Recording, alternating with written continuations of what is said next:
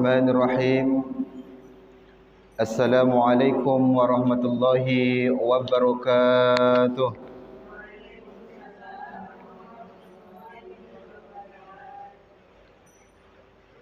Alhamdulillah, alhamdulillahi rabbil alamin. Wassalatu wassalamu ala asrafil anbiya'i wal mursalin wa ala alihi wa ashabihi rasulillahi ajmain. Sebelum saya lanjutkan, kira-kira suara saya jelas apa tidak, Bu? Jelas apa tidak? Soalnya suaranya suara di luar kan? Jelas? Jelas kira-kira? Kalau jelas kita lanjutkan. Jelas ya? Baik, kalau jelas alhamdulillah. Karena kalau kita datang tidak ada dibawa pulang sia-sia. Gitu. Baik. Alhamdulillah wa syukrulillah wassalatu wassalamu ala Rasulillah. Asyhadu an la ilaha illallah wahdahu la syarikalah wa asyhadu anna Muhammadan abduhu wa rasuluh sallallahu alaihi wasallam la nabiyya ba'da. Bersyukur kita kehadirat Allah Subhanahu wa taala yang mana pada siang yang berkah ini walaupun sedikit hujan diturunkan oleh Allah Subhanahu wa taala, alhamdulillah yang biasanya kita kepanasan sekarang alhamdulillah sudah mulai adem. Tidak kedinginan. Oleh karena itu ibu-ibu hadirin hadirat yang dirahmati oleh Allah, selalulah kita bersyukur kepada Allah Subhanahu wa taala. Karena Allah berjanji dan bersumpah dalam Al-Quran, la in syakartum la azidannakum wa la in kafartum inna azabi lasadid.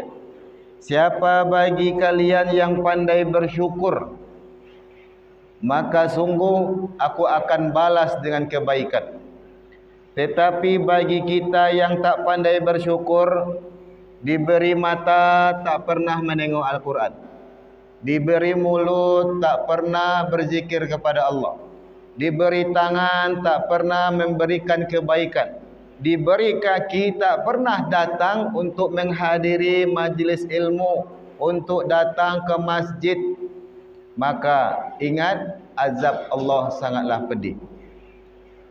Selanjutnya salawat dan salam tak lupa pula kita hadiahkan kepada Nabiullah Muhammad sallallahu alaihi wasallam dengan ucapan Allahumma salli ala sayyidina Muhammad wa ala ali sayyidina Muhammad. Ibu-ibu majlis taklim, hadirin hadirat yang dirahmati oleh Allah Subhanahu wa taala. Tadi ibu kita sudah membacakan Al-Quran surah At-Taubah yang ke-36. Di dalam Al-Quran tadi yang dibacakan, apa kata Allah? Sesungguhnya jumlah bilangan di sisi Allah itu ada 12. Dan dari 12 bulan ini ada namanya Arba'atun Hurum. 4 bulan yang dimuliakan. Apa saja itu? Yang pertama Zulqaidah. Ya, yang kedua Zul apa lagi? Zulhijjah. Yang ketiga ada lagi Zul?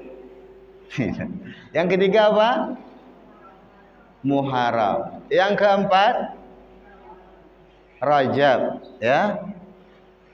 3 berdekatan, 1 terpisah. Yang pertama Zulqaidah, yang kedua Zulhijjah, yang ketiga Muharram. Ini dempet. 1 terpisah, yakninya bulan Rajab. Ya, oleh karena itu ibu-ibu hadirin hadirat yang dirahmati oleh Allah Subhanahu wa taala, Muharram adalah salah satu bulan yang dimuliakan. Oleh karena itu, apa yang harus kita lakukan di bulan Muharram ini, di tahun baru ini? Maka yang pertama kali yang harus kita lakukan, introspeksi diri. Apakah selama ini kita sudah termasuk orang baik atau termasuk orang buruk.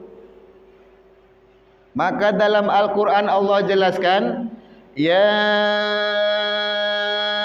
ayyuhallazina amanu taqullaha wal tanzur nafsum ma qaddamat lighad. Wahai orang-orang yang beriman, hendaklah kalian bertakwa kepada Allah, dan hendaklah setiap diri tengok-tengok diri kita. Sebelum kita melihat keburukan orang lain, tengok keburukan kita. Ya, Bu? Ya, selama ini kita suka menengok keburukan orang lain, betul? Betul?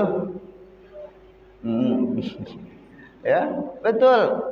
Karena kita lebih suka melihat daripada menengok ke bawah, ya. Melihat pandangan kita ke depan daripada pandangan kita ke dalam. Kita lebih tahu keburukan orang lain daripada keburukan diri sendiri. Maka oleh karena itu Allah tegaskan, hendaklah kita memperhatikan diri kita sebelum memperhatikan orang lain.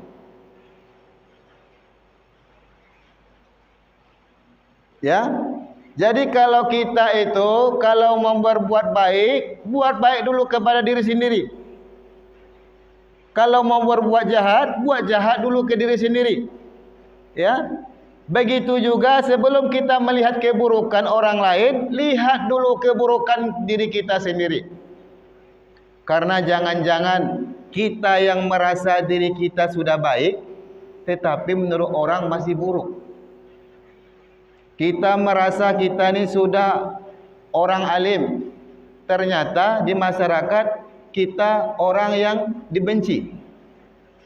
Ya, maka oleh karena itu ibu-ibu hadirin hadirat yang dirahmati oleh Allah, apa yang harus kita lakukan agar diri kita ini lebih baik, agar kita di Muharram ini segala dosa-dosa kita yang lalu diampuni oleh Allah Subhanahu wa taala, segala keburukan-keburukan yang lalu diampuni ataupun dihapus oleh Allah Subhanahu wa taala. Yang pertama yang harus kita lakukan yakninya perbanyak beristighfar.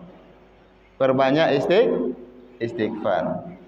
Kenapa harus istighfar, Ustaz? Karena hakikatnya kita semua ini adalah para pendosa.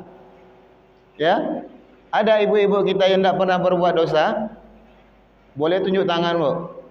Kalau tidak pernah berbuat dosa, boleh tunjuk tangan. Saya mau belajar gimana ilmunya. Ya, kita semua ini berdosa. Yang paling banyak berdosa itu saya. Ya, kenapa banyak berdosa? Sering bercakap, sering menceramahi orang. Kadang-kadang ibu tersinggung saya ceramah kan, udah berdosa saya. Ya. Jadi ibu-ibu hadirin hadirat yang dirahmati oleh Allah Subhanahu wa taala, perbanyak kita beristighfar. Maka oleh karena itu selalu kita beristighfar. Sesudah solat kita beristighfar. Ya, astaghfirullahalazim, astaghfirullahalazim, astaghfirullahalazim. Ya, jangan sampai kita tinggalkan istighfar, selalu kita beristighfar. Maka oleh karena itu mari kita beristighfar kepada Allah. Mudah-mudahan dosa-dosa kita diampuni oleh Allah Subhanahu wa taala. Astaghfirullah Rabbal baraya, astaghfirullah minal khataya, astaghfirullah,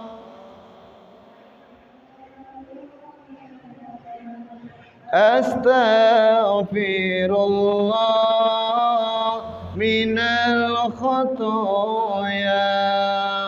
Ibu-ibu hadirin hadirat yang dirahmati oleh Allah Subhanahu wa taala, jangan tinggalkan istighfar. Nabi kita yang sudah dijamin masuk surga oleh Allah Subhanahu wa taala itu masih mau beristighfar. Berapa kali Nabi beristighfar sehari semalam? Minimalnya 70 kali. Makanya minimalnya kita solat, sehabis solat itu kita beristighfar. Sesudah solat subuh duduk dulu sebentar istighfar. Astaghfirullahaladzim, astaghfirullah.